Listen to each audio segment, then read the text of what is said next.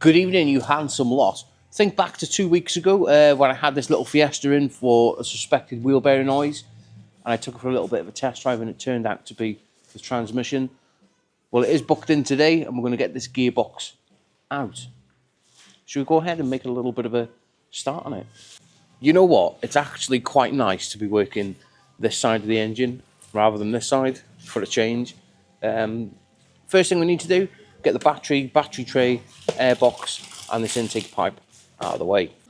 Right, well the battery and battery tray is now out of the way. You do have to just unbolt the ECU off the side of the battery box, only two little 10mm down the back of it.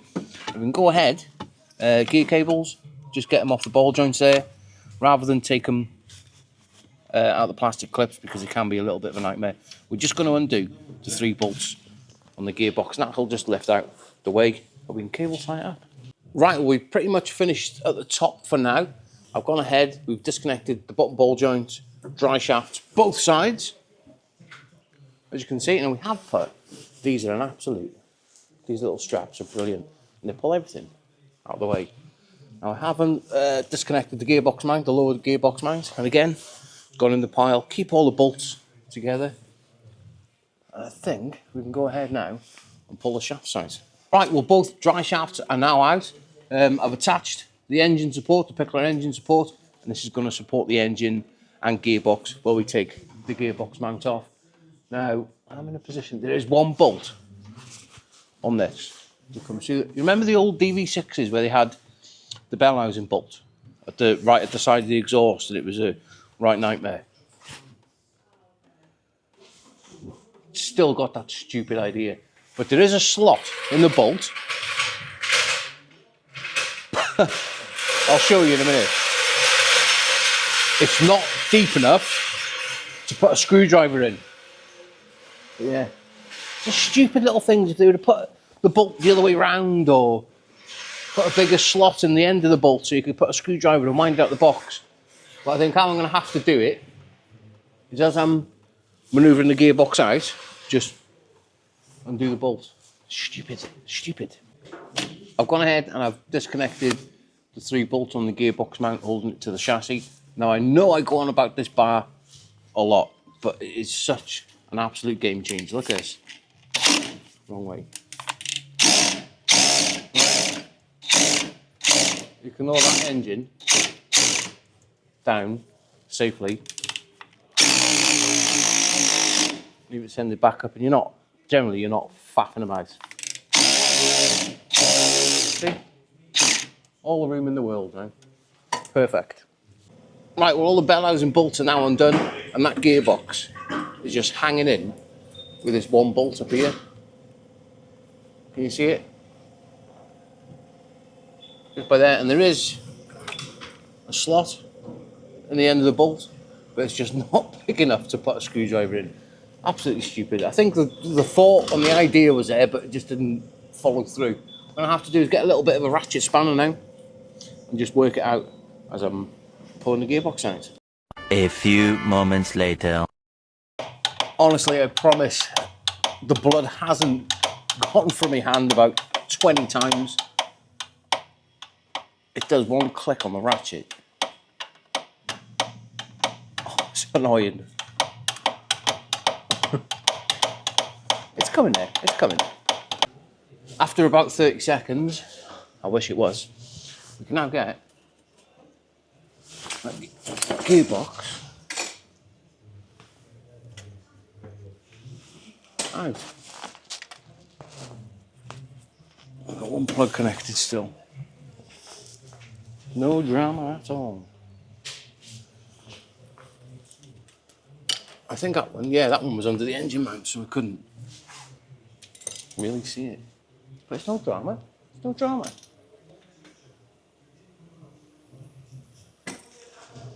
And then we come. Oh, almost went. One gearbox out. I think with that gearbox out, we're just going to have a little inspection of the clutch. It's only done,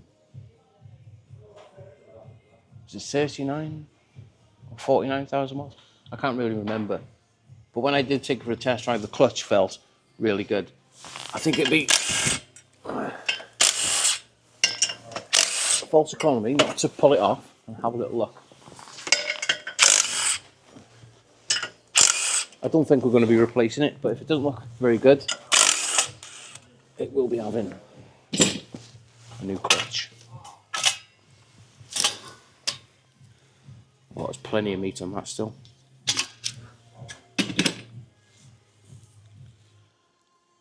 Yeah, plenty of meat still on that. It's like new. I'm more than confident to put that back on. Whether the customer decides to say, oh yeah, well I say you might as well put a clutch in it. I don't know, but we'll see. We will see. Now going back to this bolt here, all I've done is put a slot in it. A bigger slot. Just with a little bit of a slotting disc. And then when we're putting it back together, you can just use a flat-headed screwdriver. That's going to save so much time, that is. And if it ever has to come back out again, the next technician isn't going to be faffing about like I did. Because this gearbox is being sent away and you're probably wondering, Baz, why aren't you fixing it? I probably can fix it. But it works out cheaper for me to send it to a transmission specialist, get this off the ramp, and then I can be carrying on with other stuff while that's being repaired. Simple as that, isn't it? Right, well we are now back at this little Fiesta. We've had the gearbox reconditioned, it's had all new bearings throughout. Doesn't it look pretty? Right, so we go ahead and get this gearbox put back in. Now think back to earlier in the video where I said that we'll speak to the customer and just say to him about the clutch. And I was like, I could quite happily put you in, put your new one in, but we don't need to because there's nothing wrong with it. So we're going to be fitting the old clutch back to the engine. These are the best clutch alignment tools you can get. I've had this for bloody years. Get it adjusted up through the clutch plate and pressure plate. Give it a little bit of an adjuster-rooney.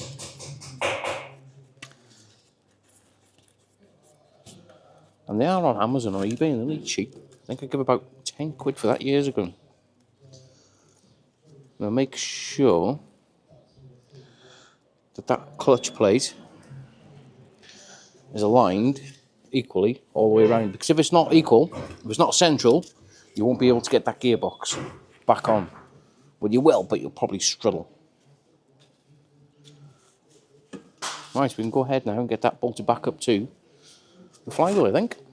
Clutch plate and pressure plate are now back onto the flywheel. Now we need to torque them up, and how I'm going to be doing it to stop the flywheel from turning. Get a little Allen key, put it straight through the bell housing on the engine. Lock it up solid against the ring gear. And then we can go ahead and get a torque wrench and get it torqued up to 29 Newton meters. How easy is that? Always go opposite.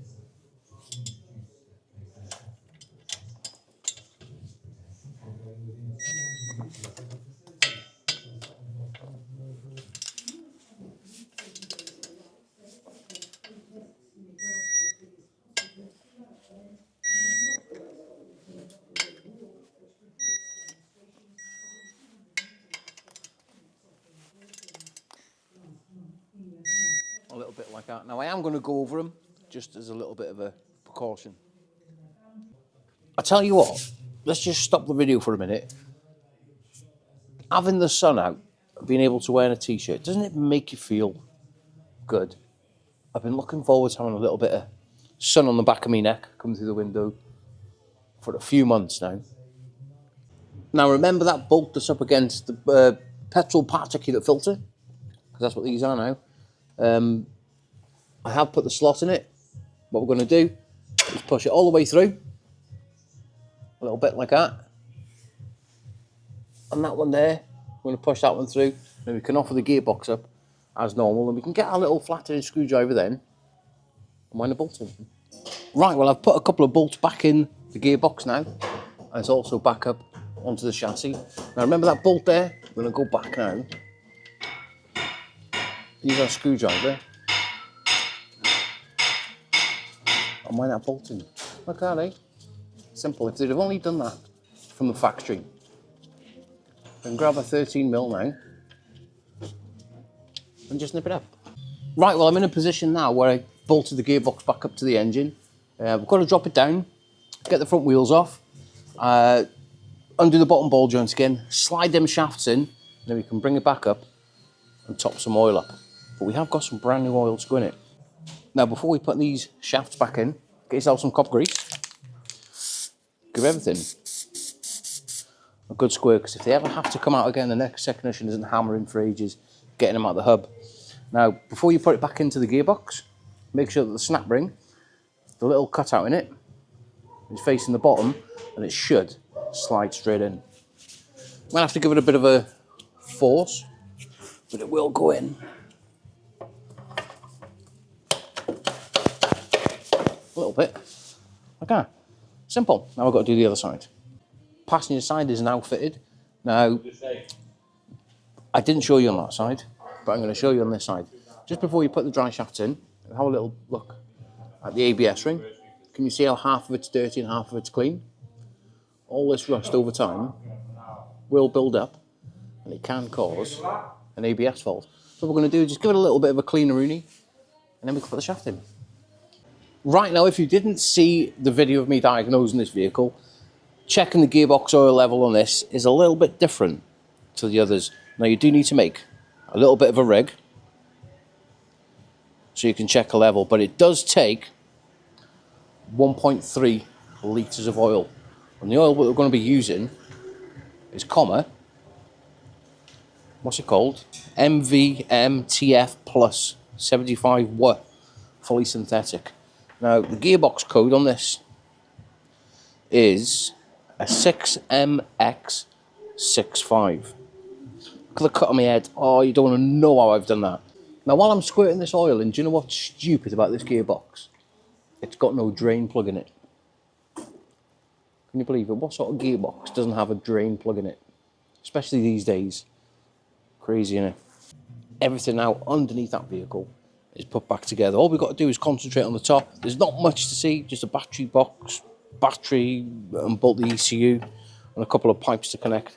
I'm not going to bore you doing that, we're just going to crack on with it. And there we have it with a little bit of magic. That car is now all back together. And of course we've given everything a little bit of a clean. Now, for those that are going to ask, do you need to bleed the clutch?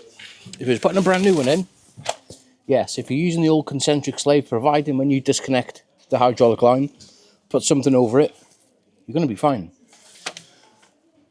I haven't touched that, I've bled it. A few pumps and it will sort itself out. Right, so we go ahead, let's have a look, see how many miles this car's done. Oh. Go away. How do we find... There we go. 45,000 miles. And we're sorting the gearbox out. Absolutely shocking, isn't it? Right, let's give it a big start. Will it start? That's a good thing. Oh, all these warnings and bing bongs on these cars, you do my head in. Do my head in. Right, select gear. Well, first, we've got reverse, because obviously you can see behind me. Right, we're now on the road. Wheels chalked up.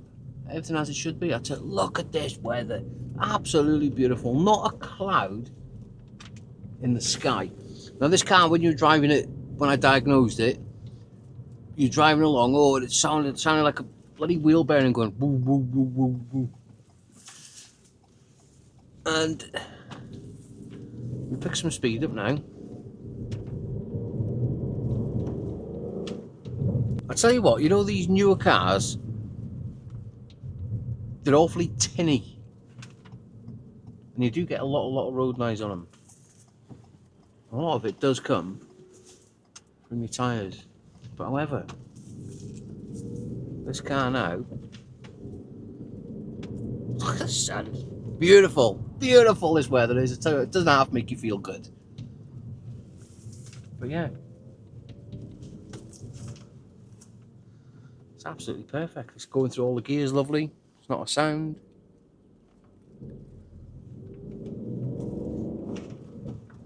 Everything is as it should be. Perfect. Look at the sky, I can't get over it. So looking forward to summer. So looking forward to summer. Right, let's get back to the workshop. Right, well, we are back now after the test drive, and I'm more than happy with that car. We can say that the customer can have it back. Now, over the next... tomorrow, I think I've got a Volvo, 2020 Volvo coming in for timing belt, I think. But yeah, if you've enjoyed that video, please hit that like and subscribe. I'm going to put these tools away. It is now, what time are we on? 4:30. I'm going to try my best to try and get this video edited and uploaded for 7:30 for you lot to watch tonight. Anyway, if you liked the video, please hit that like and subscribe, and I'll definitely see you on the next one. Let's get it sent.